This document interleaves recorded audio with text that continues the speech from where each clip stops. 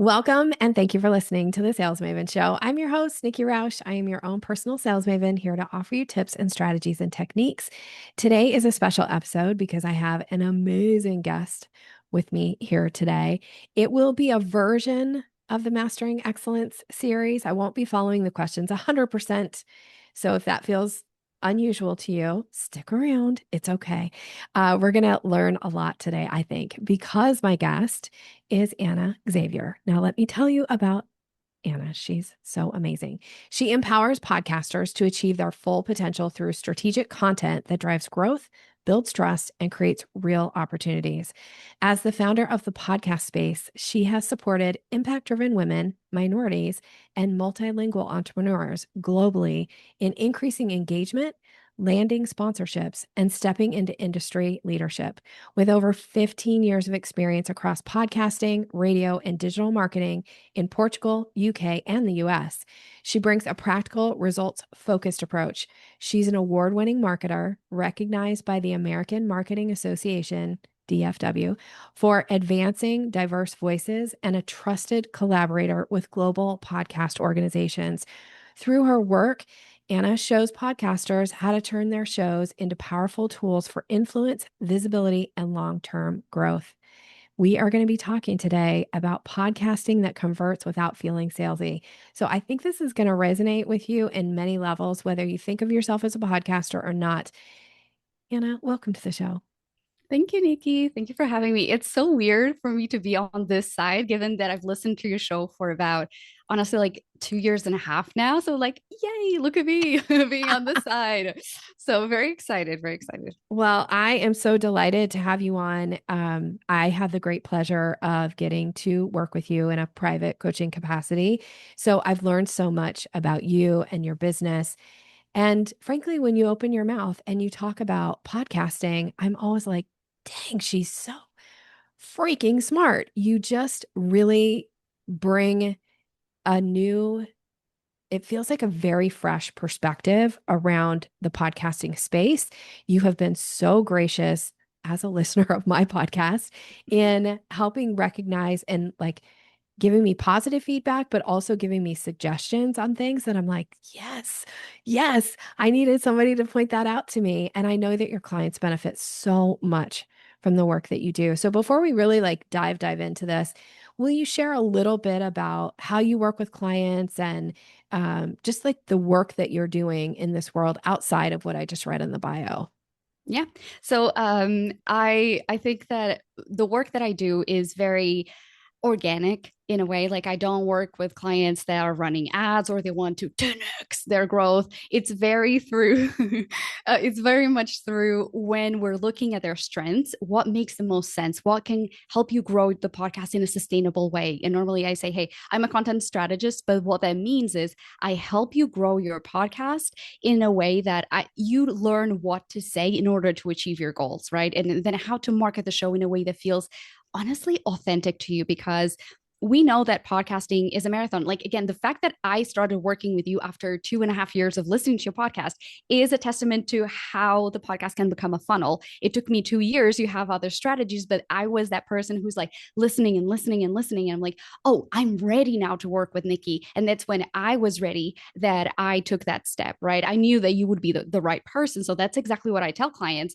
is to, one, get more awareness about our brand, even though podcasts are not necessarily a great discovery tool. But if someone recommends, especially women, the way that we find about podcasts is through social media. The top three are social media and word of mouth, and then clips.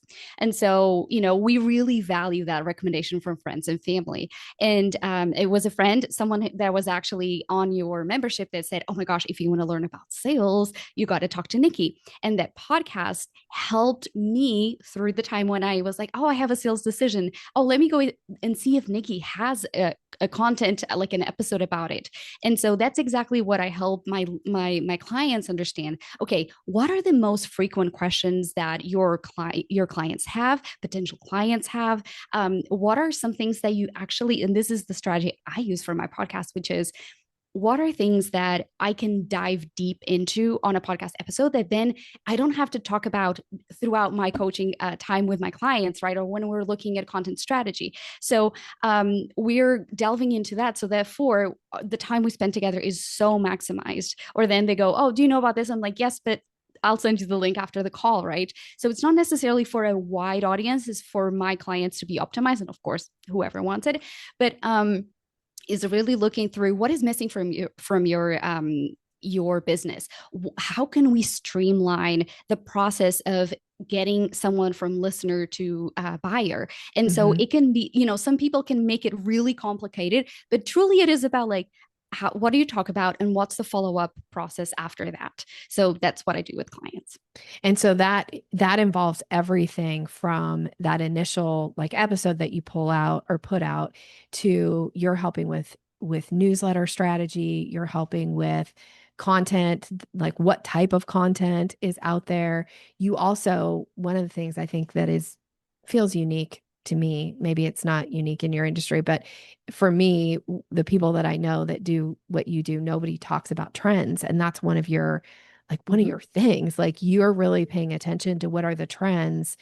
And that's another place where I feel like you really show up and help guide your clients is because, it's like, well, you can do what everybody else is doing, but does it matter to you? And how does it impact you and your strategy? So I love that. Yeah, and I think that I'm a nerd at a heart, and so I always go back to the okay. Yes, it's great to have to fall onto our intuition, especially for a lot of us women. However, what is the data saying, so that you can make those decisions not based on hunches, but actually based on real data? And I think that a lot of women sometimes really struggle. And again, I work primarily with women and underrepresented communities, so I know I go already with a little bit of a bias, trying to already see like, are you trusting your gut, and or this is a great idea and you're second guessing yourself, and so is the data actually supporting that strategy that you're thinking about implementing? And it's kind of looking at, I used to be a journalist, that's what my formal training is, and I love data, and I think that is so important, especially if shared in an exciting way, in a way that is broken down to actionable steps. It really helps people make decisions based on what actually the market is like.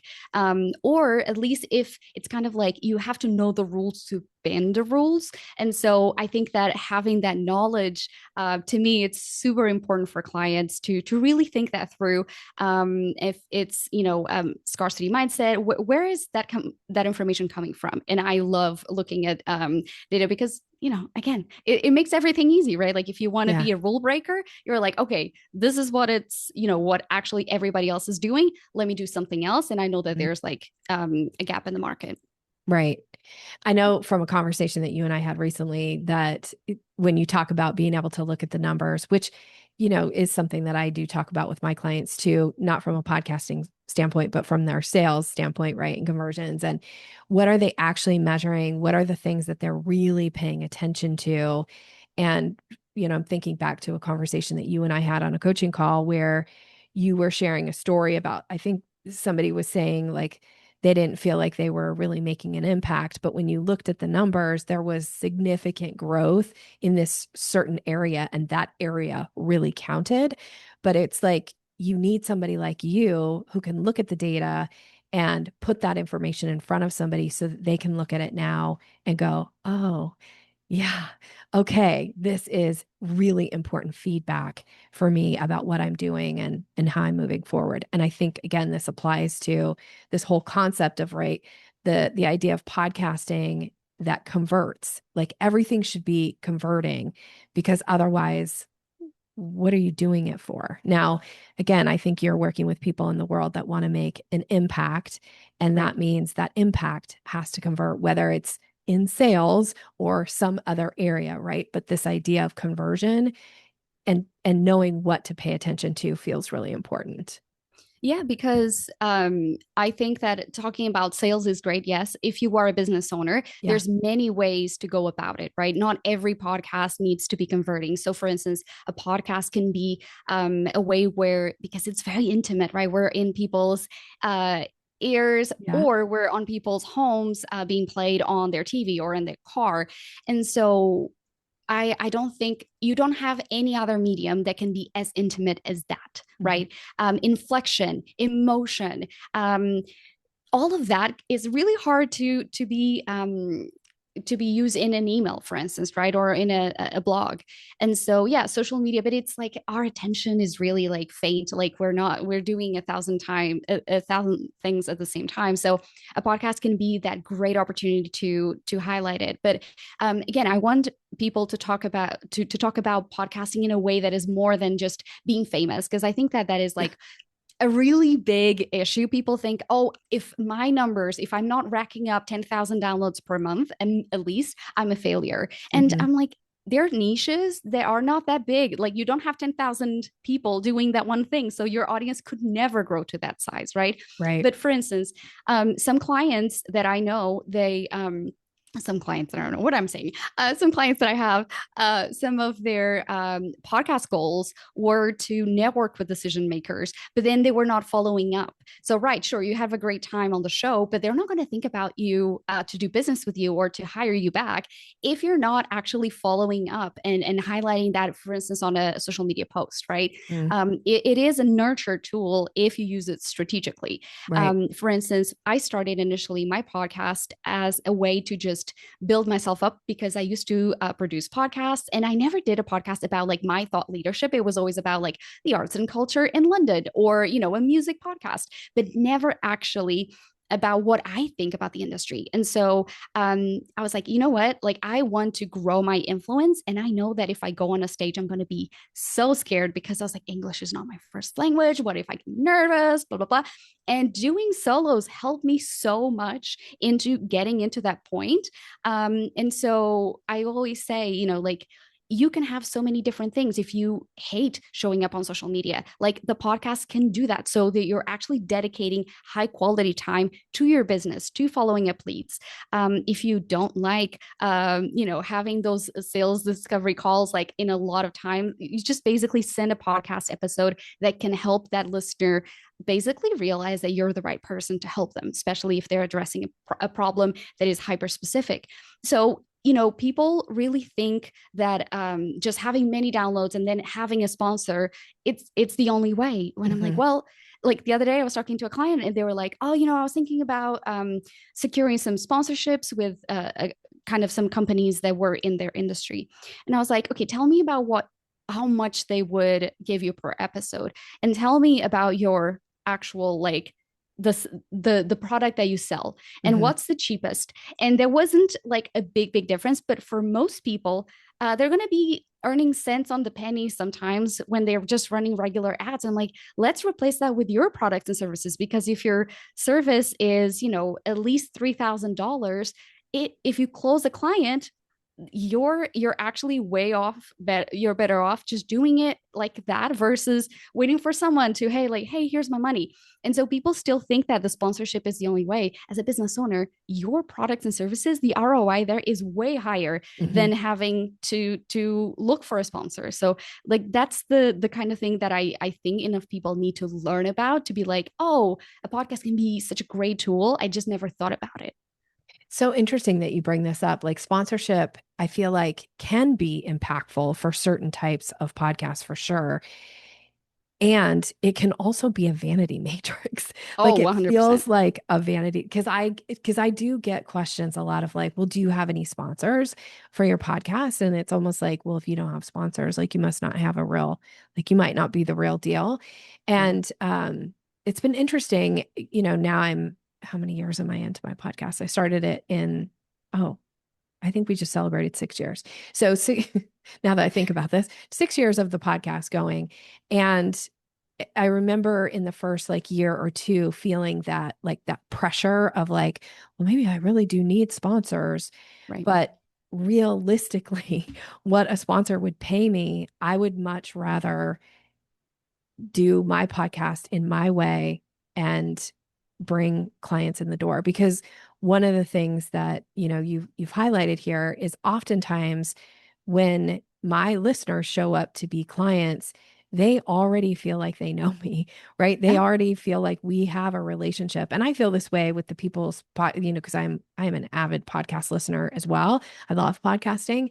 And I feel like I know these people. Now they have no idea who I am, but and so when somebody shows up and they feel like, I already know you, Nikki, and a lot of times, I think even you have done this in our coaching Yeah. calls where like, I know, Nikki, that you advise here, or you're going to say this there. Like they already kind of have that flow. And like you said, it, it's that know, like, and trust factor that has been built so deeply because it feels so intimate with the podcasting of like having somebody in your ears when you're going for a walk or you're driving in the car or you're, folding laundry, or I get all kinds of things that people tell me they do when they Yeah. listen to my podcast, right? That it just feels it's like this different level of built-in intimacy, but in the most beautiful way, that when they show up, it's like, oh, well, I already feel like I know Nikki, and I don't have to work as hard on building the rapport, and I can Yeah. spend way more time on the coaching and way more time of digging into their business. And I'm not feeling like I have to walk on eggshells and make sure like we're okay and everything's fine and they're comfortable with my approach, because they are already like, I already like your approach, because what you get on the podcast is what you get in a coaching call. Like, I am me. This is it. There's nothing behind the wall here. It's like, this is it. This is what you get.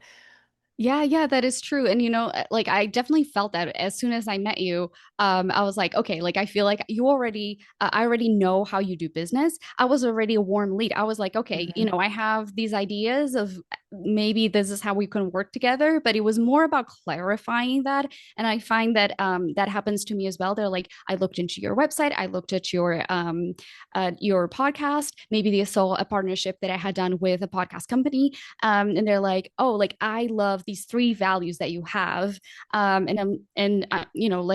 let's just basically break it down into this is what I need, this is my capacity, this is the style of you know this is how I do business. And so from there, we go into the okay, according to my offers, this is what's best. But Mhm. Nikki, can I ask you one thing Yeah. back? Yes, yes, you can. So when like how do you feel? Because I hear from a lot of my female clients that they're like, well, if I give my best advice on the podcast, then they're not going to buy from me. Mm, And a lot of people have that fear. So I'm curious about your thoughts on that. And I have my own thoughts, but I'm just like yeah. just taking it on your side. What do you Thank think? you for asking. I love this question. And I have a very specific answer about it because I have a very strong position on it. I personally feel like in that type of a platform, podcasting, speaking on a stage, doing a webinar, whatever, you really shouldn't be holding back your juiciest, most brilliant things, because the difference is, just to clarify, I don't believe you should be giving the juiciest, best things in a discovery call. You should not be coaching in your discovery calls, but Right. teaching, sharing your juiciest, like best pieces of advice in a platform where you're speaking to a larger audience absolutely is in your best benefit. And if you're holding that stuff back, I feel like your audience will feel that. It's almost like it's like you don't get to see behind the curtain. I'm going to hide all this stuff from you. And then it feels like they're like, to me, it breaks down some trust with the audience because they feel like, well, okay, but you're here, I'm here, like you should be delivering. And I think if somebody shows up and listens to my podcast, like I want to deliver.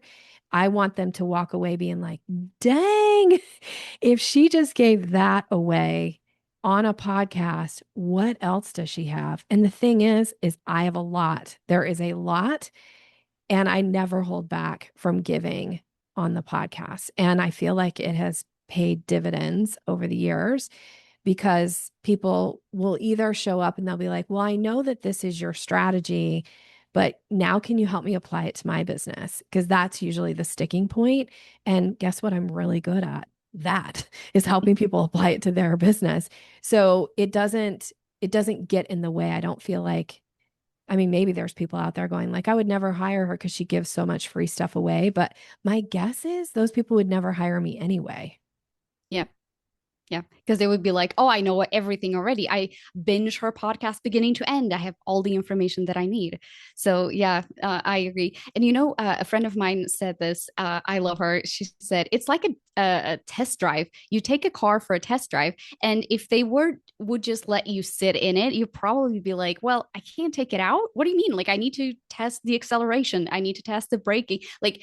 How it feels to drive, like I need to know more. And your podcast can be, especially I had tendencies to give a lot of knowledge away, Hmm. tap in the Same. hand, I know. And so a podcast can actually be kind of like the alternative way of not feeling bad that you're not coaching, because you're like, I have my podcast. If you want free advice, I have that tool, right? Yep. And so it's a great way to divert that question when people go, oh well, but this, but that, like, well, I have podcast episodes. And I had someone on a discovery call say, well, you know what? I'm not ready to work with you, but I'll just continue listening to the show. And I'm like, okay, great. Keep Yeah. those downloads coming, baby. Yeah. So I was Yeah. like, it's fine. So I just yeah, had that recently too, where I had offered on a podcast to do the response rescue, which send me one of your emails where somebody didn't respond, and I'll give you some feedback. And normally I charge, like that is something I normally charge for. And I offered to do it for anybody who wanted to take me up on it. First one, send it to me, and then I'll give you feedback. We're not getting on a call. I'm actually like looking at it, giving you feedback like I would give to any paying client. And somebody took me up on it the other day, and she immediately responded with what I would say is a buying signal and asked about some different options. And so she wanted help on a very specific sales challenge. So I gave her the way to get that in a paid capacity. mm-hmm. And because she also asked, do you have any podcasts on this? So then I gave her the link where she could go and search and find the podcast on that very, topic. And okay, she hasn't bought yet, but I do feel like at some point she very well may. And I'll be delighted when that happens. And I feel like we'll have already built in more rapport as a result of her listening to a few more episodes, if that's what it needs for her to say, I'm in. I'm ready to raise my hand and say, I'm in, Nikki. You just reminded me by talking about the buying signals. Nikki, I'm a two-time client because I actually bought your book. Oh, Remember? Because I thank even you. showed it to you That's on right. on the beginning session. I Yes. remember because I was listening and I was like, oh, I actually want like to, as a neurodivergent person, I'm like, I want to read it. Listening sometimes is not enough. And so I was like, this is such a good book and it's so like succinct. But people really get in their head about like, oh, if they like, you have to think long term. A Mhm. podcast is not a short term solution. Right. And so it is really important that one, that is more of a long term. Again, it took me 2.5 years to become like a higher paying client. I returned as a customer because the trust was already there. But Mhm. also I think that is really important that the podcast actually allows you to shine. And I think that too many women hide behind the mic on interviews and don't let their expertise shine. Even in interviews, they're like, oh, the guest is the spotlight, blah, blah, blah. Like you have to create pathways for people to realize they want to work with you. It's not Mhm. just like having a show, right? And it was through all of those specific episodes that I said, like, hey, Nikki, I actually send this to my podcast mastermind because this episode was so good. I have not heard anyone talk about this. And it was a question that some of my peers had about like closing loop, what was it, like closing projects, Mhm. and secure, what do you do next when they don't reply or when they left the project halfway through and you want to close that. And there was such a specific episode that I was like, oh my god, it's so good. Again, I worked with you and I still sent those resources to all of the people that I knew when it was helpful. So one thing will not cannibalize the other. And I think that that's really important. While it's running while you sleep, while you do the dishes, while we're recording these podcast episodes, people are still downloading the podcast. And I think that that's, if you don't want too many discovery calls, I mean, the podcast can be just such an excellent kind of passive marketing strategy for people to just get their values, their process, their results in a more passive way without them having to actually do it. So, Mhm. Mhm. You talked about this idea of like a woman's voice and, should I just let the expert, shine? And I'm hesitant to sell my products on the podcast or even mention ways to work with me. So I want to kind of like divert and go that way a little bit. And I know that there were some studies that came out recently. You shared a little bit with me. Will you share it here with the audience? Like, what are some of the studies? This kind of gets to Anna is her so brilliant with her trends, about like what's going on right now with people and this idea of why it's so important that you let your voice be heard. Yeah. So, we just reached the first time in history where in US at least, that as many people listen to podcasts as they do radio, right? So there's this idea that there's 5 million podcasts out there. Oh my gosh, I'm late to the game. Or if you had a podcast, it's too late to revive it. And it's not true, because at any given point, we're looking around 300,000 podcasts out of those 5 million that are actually active. So it's a way smaller percentage. And from those that are active, like, I'm not going to listen to kids podcasts because I don't have kids. I'm not going to listen to crime podcasts because honestly, that terrifies me. So I'm not even though apparently true crime in the US is like the top genre, which I'm like, Yeah, I can't. same. I replaced those with Nikki time.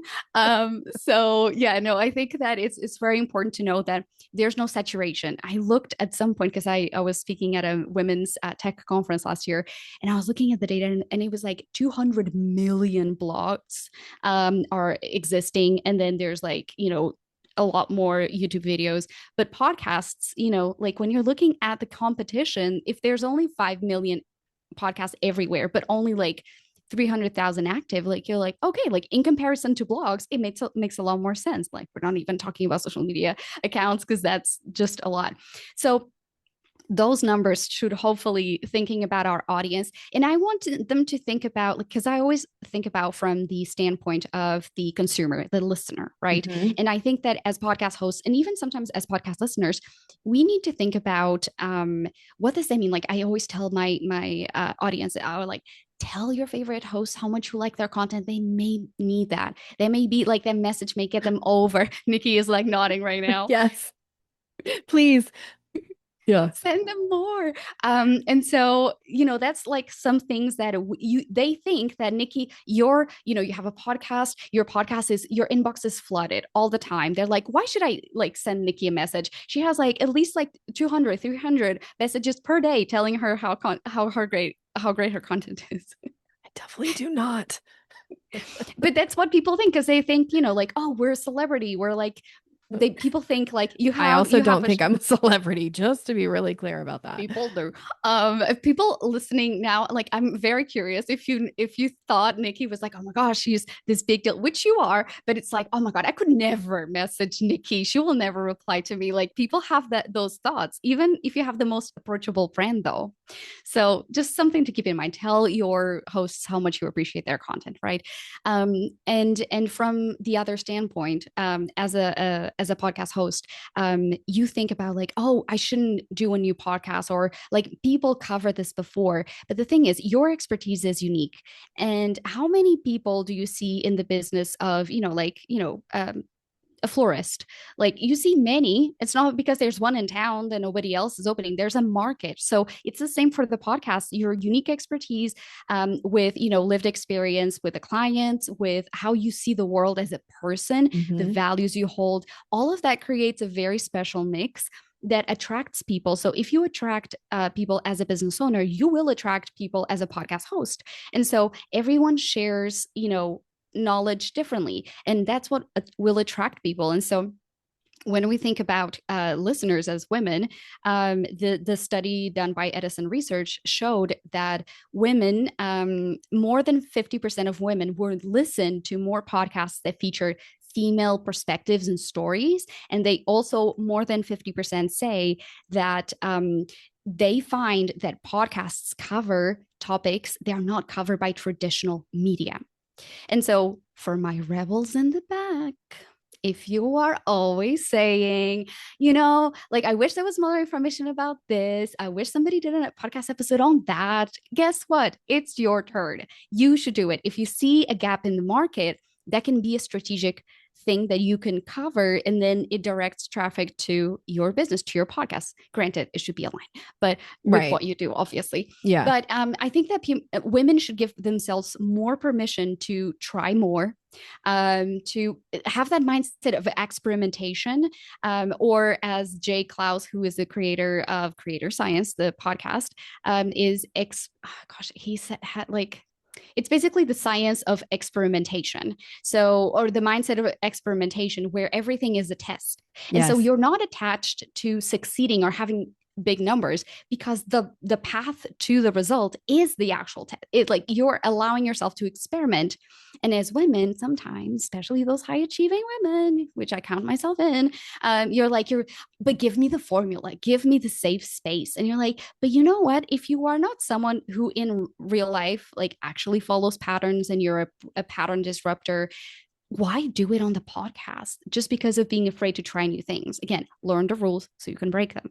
And so I think that is so important to really think through. I'm telling you, on these podcasts, there's research done that women want to listen to more female perspectives. So shy away, from thinking those thoughts like, oh, like especially my women who are like, all of my peers are men, like I don't know if I have the confidence to show up. Mm. I mean, that is a gap in the market. Be the first woman. Like, don't let those ideas, or maybe the past, because it's real. Some of my clients are on an older, 60 plus age bracket. Mm-hmm. And many times I have to remind them, like, I know that you started your career, having to break through those glass ceilings, but the Yeah. market is not there anymore. And so if you were a rule breaker then, continue being a rule breaker now. Don't allow those stories to stop you. So, I love that.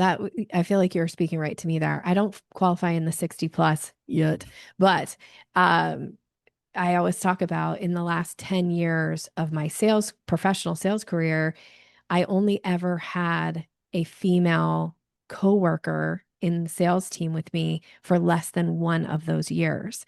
I was wow. always the only female on the team. And maybe that has really helped serve me. I will say it was so odd for me to go, and it was one of the things that inspired me to even start my business was I started networking in this group of women, and there were 100 women. I had never been in a room with 100 professional women before, ever, like in my Wow. whole career and that's really kind of what spurred and led me down this path of wanting to support women with sales because, I found that a lot of them were struggling with it, but I never really thought, like, took a step back and felt like, well, I can't speak about this because I'm a woman. Um, I think because I'd already had that experience of having to Right. be the only woman's voice in the sales meetings. And I mean, can't tell you how many times my coworkers were like, would you stop asking questions? We want to go drink beer. And I'm like, I flew across the country for this meeting. I want answers. Like I'm not going to just sit here and go drink beer. I want answers. Like that's what we're here for. I used to drive my male counterparts absolutely bonkers. So I think I was just used to that. Like I'm used to being the person who's willing to, I think, be uncomfortable or like kind of be the one that people are like, is she going to keep talking? Because she's still talking. And I'm like, yeah, I have something to say. So I don't know. Actually, side question. Were you someone who in class when you were younger, you get in trouble for speaking too much? Because I find that podcasters always have that trait. I was, people don't often believe this, but I actually am very shy. And I was a very, very shy kid, Mhm. really shy kid. So I didn't really want to speak up. And I was the person who used to like call in sick if I had to get in front of the room, like, and give a Oh, talk or, wow. like a speech. And then, not that I'm advising this, by the way, but then I found that if I took some kind of a decompressant, like no, a decongestant before I went, like I could calm my nerves enough to actually get in front of. The fact that I now can stand on a stage still blows my mind. If you'd seen me like in school age years, I was like shaking, my voice would shake.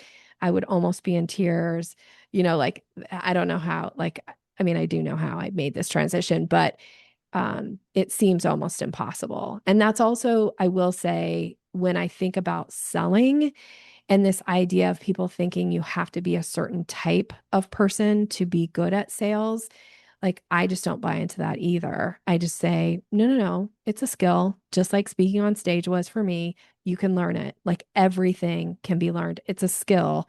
Selling is a skill. And people trying to act like you're either born with a sales mentality or you're not is baloney. Agree. Yeah. Any skill can be practiced, honestly. Yeah. So yeah, I mean, and for so many women, I think that you know, selling air quotes here. Like to me, I had this icky relationship with selling, Hmm. but then I would, listen to you sell on your podcast, and I was like, oh, that's, like I could work with her. And again, if you don't make that invite, again, about buying signals, if Yeah. you don't invite the listener to work with you, they never see themselves as that person who can work, right? And so if you don't describe that person, the pain point accurately, or at least like in detail, um, people are not going to self-select and going, oh yeah, like let me message her. And I think that a lot of people, they see themselves in a way, but they don't never see themselves ready enough to work Yeah. with you. They just kind of like need to, listen to a lot of podcasts and kind of like, follow you on social, and maybe start with, I don't know, like it depends. There's like the risk takers who go like and say like, okay, Nikki, like either because it's like a desperate measure, or because they're like, oh, I'm, let's work together, help me solve that problem, and then we move on. But there's a huge percentage of women who are like not risk takers, and they need to build that trust. And so especially if you're someone who knows that your audience is risk averse, you have to make those invites as much as possible, and give them like, a client like this and a client like that I work with, we tried this thing, so that people self-identify. Because yeah, like as a skill, like if you don't feel comfortable selling, you have to describe that person that you want to help, and then become selling. Because even in discovery calls, I'm framing sometimes, like I work with a lot of coaches, and so they work with C-suite, and so I'm talking about like, oh, I have a client that, we work through a similar situation, blah, blah, blah. So I can see how the path will get us there, blah, blah. And so they're like, oh, okay, you've helped people similar to me. So therefore, I know you can help me too, right? And that really helps. Again, it comes from just remembering to relate to what they're saying, to basically talk about what you do, right? Like building that rapport. And so it can get practiced quite easily throughout the podcast episode, for instance. And then you doing it in real life, you're like, oh wow, look at me doing this so easily, because you had the Yeah. practice of the episode. That's right. That's right. The other thing I'll say, just comment on, because I think, and I want your perspective on this from a podcasting standpoint, because I think about, I'm just kind of building off of what you were talking about, this idea that there's different kinds of stories to tell. And, there's sometimes people get into like, they like to tell their stories, right? And so they tell stories about themselves, but sometimes it can be hard for a prospective client to see themselves in your story. Sometimes they can, and that's awesome. But sometimes you need to tell the story that's about a client experience, Mm. because it's sometimes it's easier for somebody to see themselves as that client experience versus just my experience. So I always try to find a balance of, I'll tell my stories, but I tell the client stories. I do that in sales calls. I teach this, right? I teach storytelling. But from a podcasting standpoint, I think that I just want to comment on, this is kind of what I picked up around what you were saying, is that from a, this idea is to convert without feeling like you're being salesy in a podcast platform. A really smart way to do that is, yes, of course, share your stories and share your your stories, because the thing about a story is the person listening to the story will often find themselves in the story. They may find themselves in the story, not necessarily in the, like, they're not necessarily the person in the story. They might be the eagle flying overhead and observing. I know this from teaching and assisting in storytelling classes, that people can find themselves in the weirdest place of a story when you're like, there was no eagle in the story, but they found themselves there. But this idea of Yeah. making sure that you are painting those pictures so that the listener, in this case, as a podcast listener, can find themselves and go, wow, I feel like that story was for me, or I feel like that is the story that I'm living right now. And so I want this result. And to get that result, maybe now it makes sense to reach out to that podcaster and ask for guidance and ask for help. Yeah, for sure. And there's another element that I don't know if you know about, but it's the fact that at times as the podcast host, we feel like we are, even if we share a story that matches almost identically to what the listeners are experiencing, they put us in a category that is kind of like the expert and Mm, not the person with a problem. And so they assume that you only were able to solve that problem because you have additional knowledge, because you have additional mhm, years of experience, because you have additional networks, and so talking about the client, something helps put it back like the student to the student, the teacher to the teacher, right? mhm. And so it really helps them also position themselves in like, oh yeah, like they make that connection easier. And if you don't mind me just giving a few notes, because I know people are going to be thinking about this, like one, do not share information without your client's knowledge. So be generic or Yes, of change course. the industry, because this is the first like pushback that I get. Well, Anna, but like I didn't get permission from my clients. If you work with them like more than 2 years ago, just change the industry or just change their gender or use they them.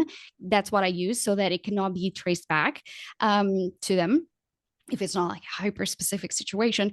But like again, talk like think in those ways. If you have a client example or doing the coaching calls live, like that is such a great example of those episodes will always perform worse than every other episode, but it will convert. It will be really good for converting people who are already thinking about working with you.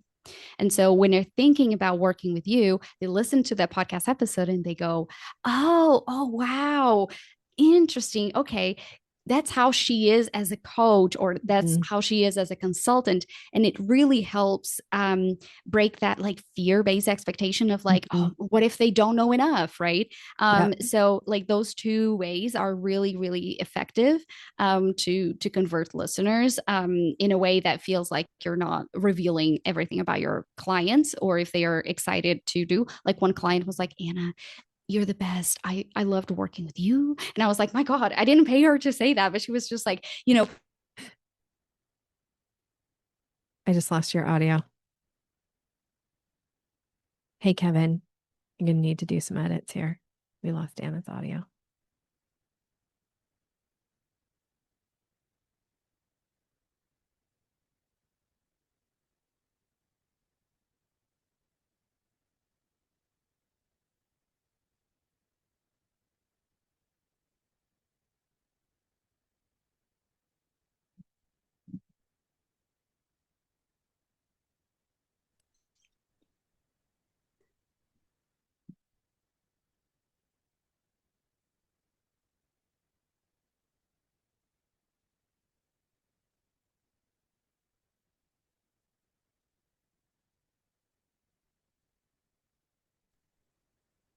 okay, my computer.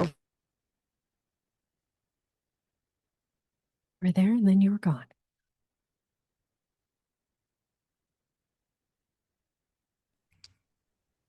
Okay. I Oh thought I my heard God. you. There. Yeah. I I don't just, know. I never had these many issues with like the microphone disconnecting, so I don't know. I think my computer overheats when it gets this hot in the when it oh, gets in the start getting afternoon. hot, Yeah. and yeah, it starts overheating, and I'm like, damn it. So sorry, hang That's on. okay. We need to wrap up anyway. Like from a timing standpoint, it probably makes sense Okay. for us to start to wrap up. So, do you remember where you were? Like we can. I'll have Kevin do some edits, but let me maybe pick up from. There was something I did want to ask you about. Let me think about this now. I'm just gonna pick up and go because I can't Okay. remember what I was gonna ask you. And I really appreciate you sharing the insights about what to share and when to share. And I also really appreciate that you shared that idea of like an on-air coaching call may not perform as far as the downloads, but that it's that converting. I feel like that was my aha moment for today because I love doing on-air coaching calls. And you're right, like when I look at my numbers, they aren't the most popular episodes. And now I feel inspired to want to do more of them. So thank you for Yay. that so much. Okay, as we start to wrap up today, is there anything you haven't shared yet, we haven't gone into that we should? And before we, like go off the air, I'm going to make sure everybody knows how to get in touch with you and all that. But Sure. any last thing that comes to mind? Nikki, how much time do we have? There's so many things that I really wish people knew, but truly the fact is, I think for people, it's like the intention has to be there. I Mm-hmm. think I'll circle back to this. If like someone listened to a podcast episode, if you do not know what the listener is supposed to do next, and I'm saying about this, a podcast episode, a post on social media, a newsletter that you send out, if you do not tell the listener what they're supposed to do next, and you yourself do not have any idea of what they should do doing next, your listeners are not going to do it, and they can't guess. So every single episode before you hit record, you think about two things. One, what purpose does this episode play in my overall goals? And if it does not play a role in anything, it's just because you got a little bit of wind on an idea and you want to do it. Ask yourself again, would it be better for me to cover another topic that is more aligned with my goals? And then the second thing is they finish that episode. What do they do next? Do they listen to another podcast episode? Do they go and send you a message? If so, where? Like I always tell my listeners, go on Instagram. Like I'm there. I'd love to have a DM from you. Be very concrete. In terms of human behavior, there's this study that says that, people need to be told what to do. Otherwise, a confused mind does not buy, right? Like if they don't know what the next step is, they're not going to do anything. So one of the reasons why people struggle with engagement is because of that, because they don't tell people where actually to engage, or that they do engage with their content. They're the real human behind it. So sometimes people don't do anything. So that's what I would say to people. That's a really good tip, which, by the way, she gave me privately not too long ago about my own podcast of like, Mhm. Nikki, you're saying like reach out to me, but you never tell them how to reach out to you. And I'm like, oh, yeah. So I was like, you can't read the label from inside the bottle. I tell my clients this stuff all day long. Sometimes I need people like, thankfully, you to point these things out. So I appreciate that. All right. As we wrap up today, I always like to do the little something extra. I know you know this because you listen to the podcast. So here's one of my first questions for you, friend, as we wrap up is what's one thing people would be surprised to learn about you? That I'm a little bit more disorganized than they think. So Ah, creative chaos. Okay. That's what I say. People think that I'm like a little bit type A because I like numbers, and I'm totally a type B. I do more MVP projects than people think. I'm like mm, the minimum viable product, sorry. Like I do that so frequently, and people are like, oh my God, this is so good. I'm like, that was like 60% of what I could do, but it was what I could do, progress over perfection. yeah. And that really works out for me. 9 times out of 10, everything I do is, again, obviously building expertise over the years. However, you don't need to obsess over like little things because most people will not notice. I love that you said that about yourself. I am surprised because you are such a great implementer from the work that we're doing. I will give you feedback and you'll be like the next day, you're like, done, done, and done, Nikki. Like I did all of the things that you suggested. So I love that so much. Okay. What's something exciting going on in your business right now, the podcast space? Well, I'm actually preparing season 4 of the podcast space. So my show is actually not ongoing. And so season 4 is going to be very different. I already can give a preview. So one of the things that people ask is like, oh, what is a podcast? Do we listen to it? Do we watch it? Is a talk show a podcast? And so there's a lot of discourse around that. And so I want to push a little bit the boundaries of what people think a podcast can be to match your life. So I'm going to be traveling very soon. I'm going to be traveling in different parts of the world. So I was like, okay, how, again, looking through strategically, what are my needs as a business owner? I'm going to be on the road. I don't want to haul a camera. I don't want to haul my microphone. So I'm going to be hauling my phone and those itty bitty microphones.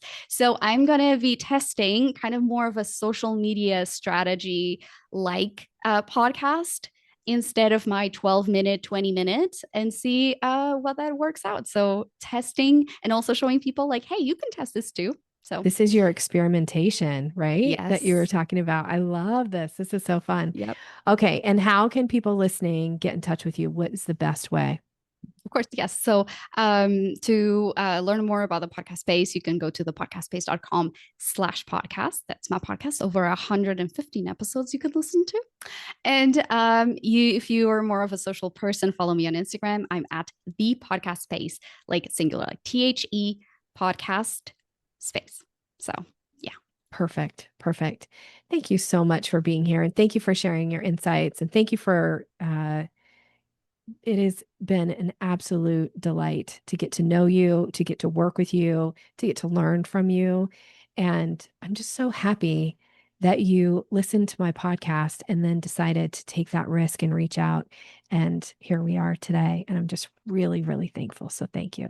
Oh, thank you, Nikki. And she is as lovely as she sounds on the podcast, like carbon copy. She's the same. So I love learning that about you. So thank you for your support. It's just been such a joy working with you as well. It's easy. You are such an encourager, cheerleader. So I feel like I'm like, okay, I can do this. Thank you, Nikki. So that's definitely one of your best qualities. So thank Oh, you. thank you. That's so kind. All right. For you, the listener, thank you so much for being here. I hope you found this incredibly valuable. And as always, if you have something that you want to share, some feedback about the podcast, reach out to Ana on Instagram, the podcast space. You can reach me on Instagram as your as Sales Maven, I think is actually how I'm listed. See, I should know that. And then I say it. And because Ana has given me this feedback, I did drop a little hint there about the response rescue. And if you want that, and you're like, I want Nikki to give a response rescue for one of my emails that the person started ghosting and stopped responding, you can send me an email at nikki@yoursalesmaven.com. Make sure you put response rescue in the subject line because I do get a lot of email, not the ones of people saying nice things about the podcast, but people just pitching me constantly. So if you put response rescue in it, then I'll know that that is really for me and I will respond to you. Okay. Have a great rest of the day. I'm wishing you continued success in all that you're doing.